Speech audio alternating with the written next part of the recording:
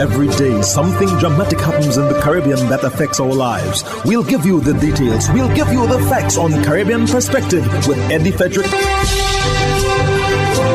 Here's Eddie Frederick. So glad you can join us.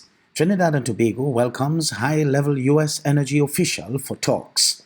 This story takes the lead in today's edition of Caribbean Perspective for Wednesday, 10th May 2023. Details when we return. Hubbard's Motor Department Mount Gay and Hubbard's Tire Bay, located at the Building Supplies Compound in Grand Anse, are reminding the motoring public that another round for licensing and inspection has begun. Just arrived on new shipments of quality furrowed and torque tires to fit all makes and models of vehicles at competitive pricing. Shop early to avoid the hassle of long lines. WhatsApp them on 473-405-5482. Hubbard's, quality service, affordable prices.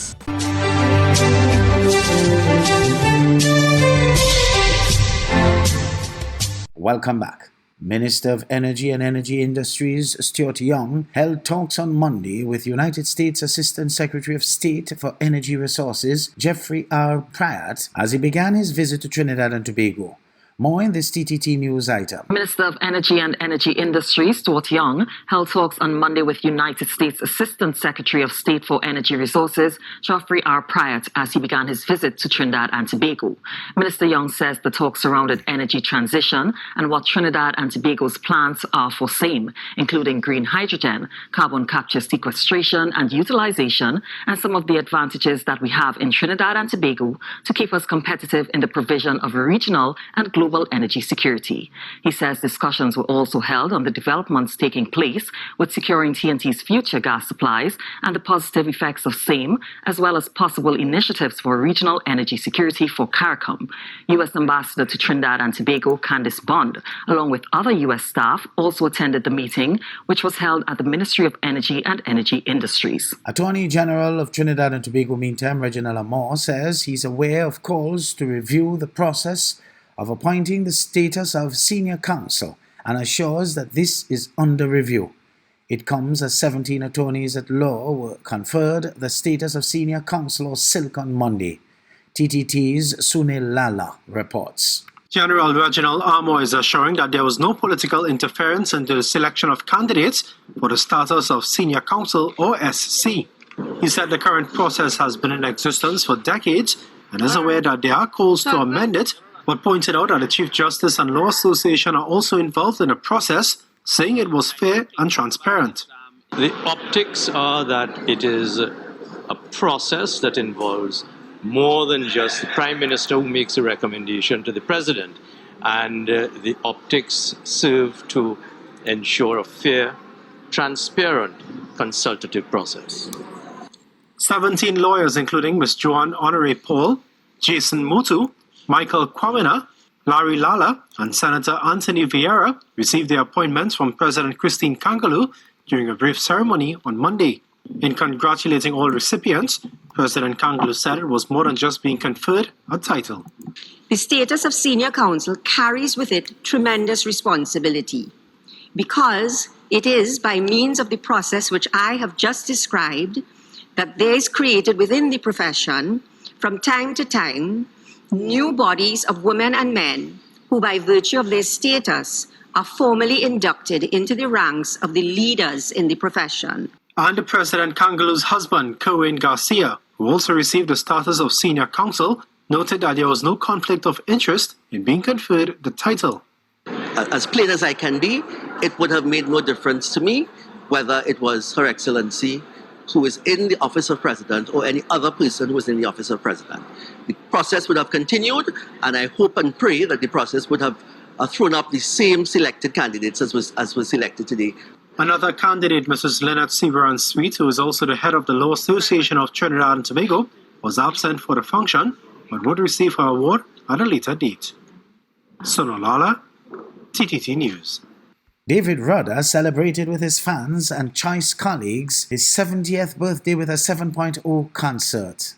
It's his birthday, but it was we who were in receipt of gifts.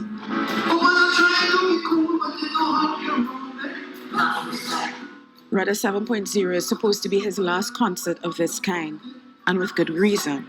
At 70, newly diagnosed with Parkinson's disease, the mobility required to perform could diminish, admittedly older and with a weaker delivery. But the melody persists, and with a catalogue of hits as vast as he has, sometimes you get the audience to do the singing for you. Or you call your famous friends on stage to join you, like Carl Jacobs.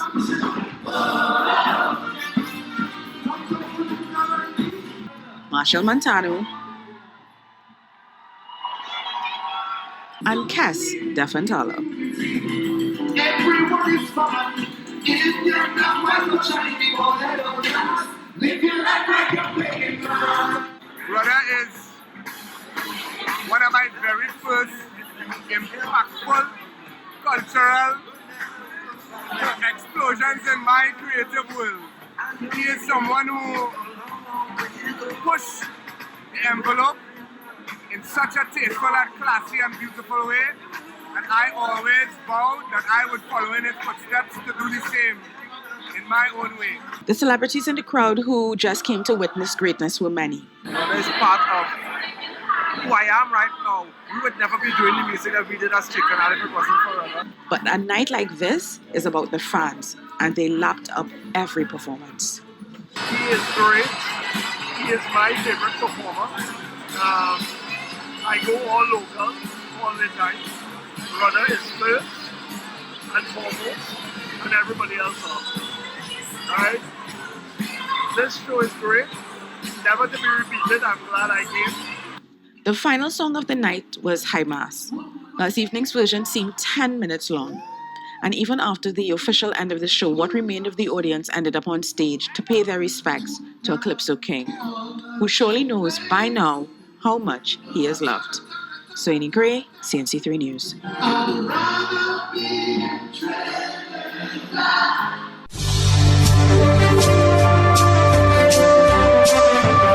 You're listening to Caribbean Perspective with Eddie Frederick.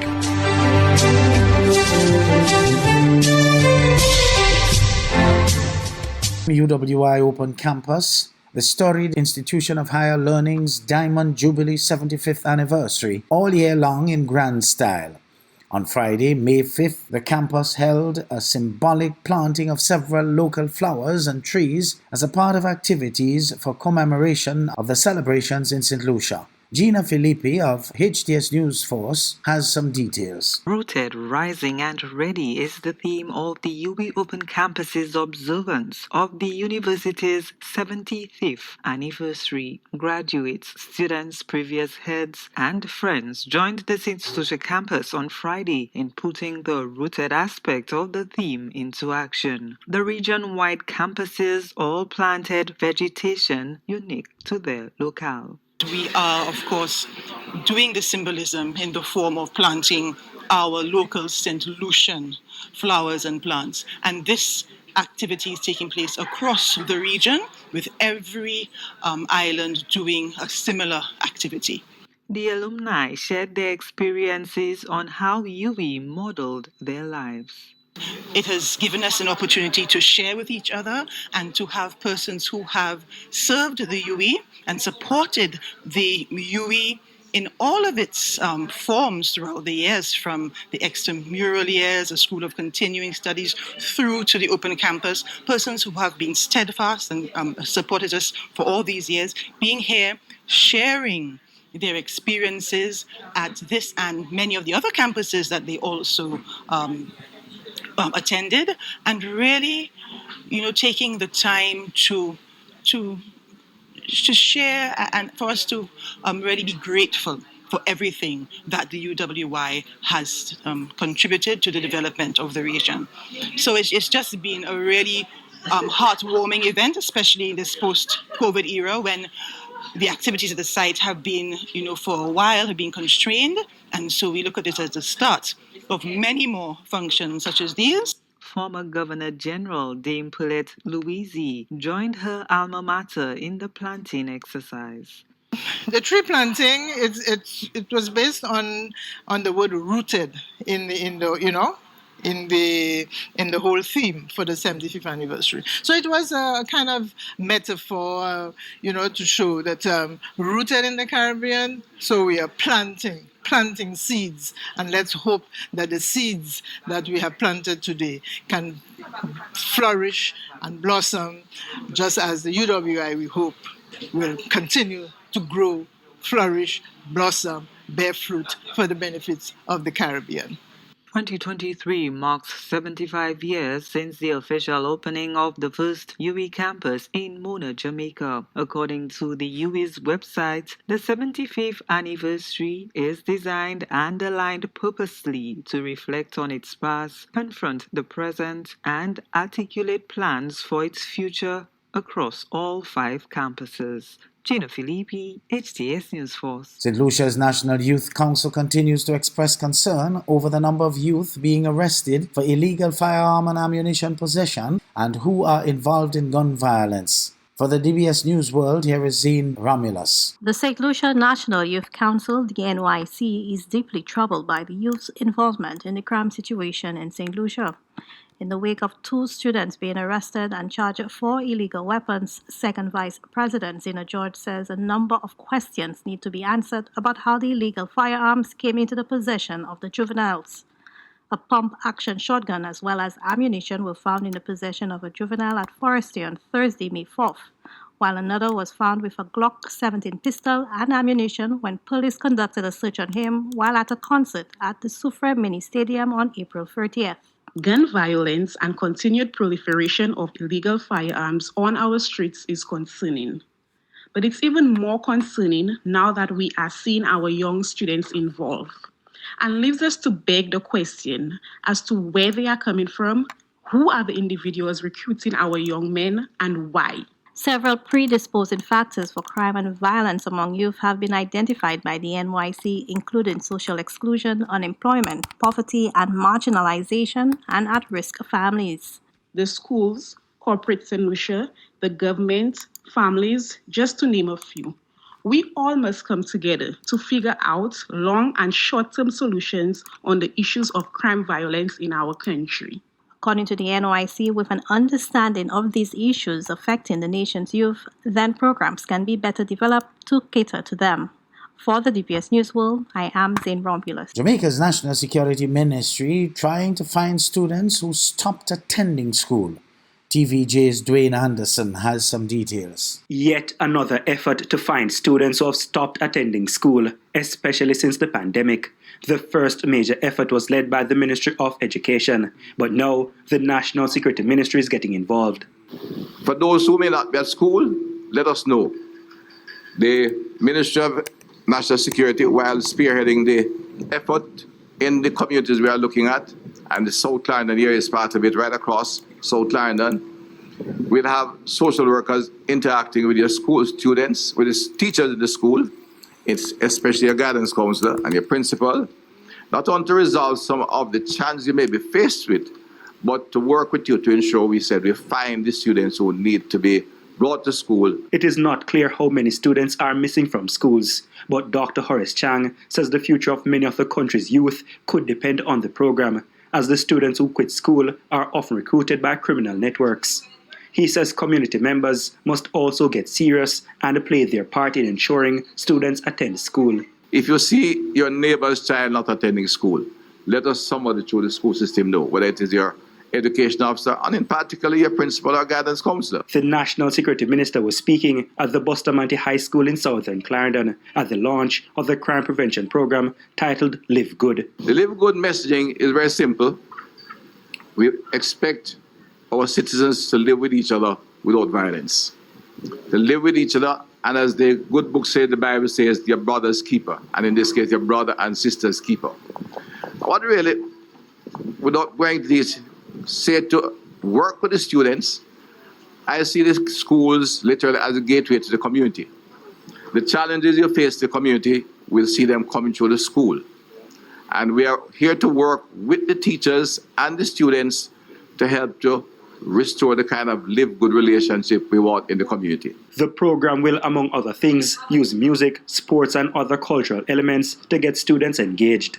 The minister, in the meantime, promised assistance for the Bustamante High School.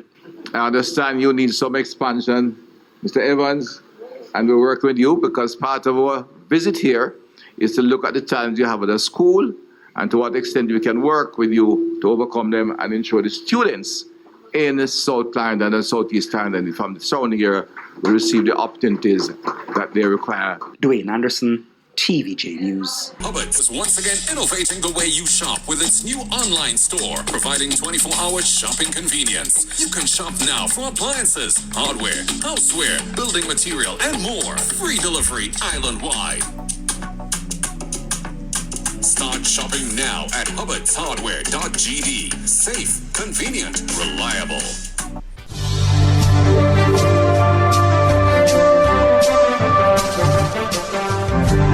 I am Eddie Frederick. This has been Caribbean Perspective, a whole new approach to highlighting developments in the Caribbean. In the meantime, please continue to log on to CaribbeanPerspective.com for more daily news and more.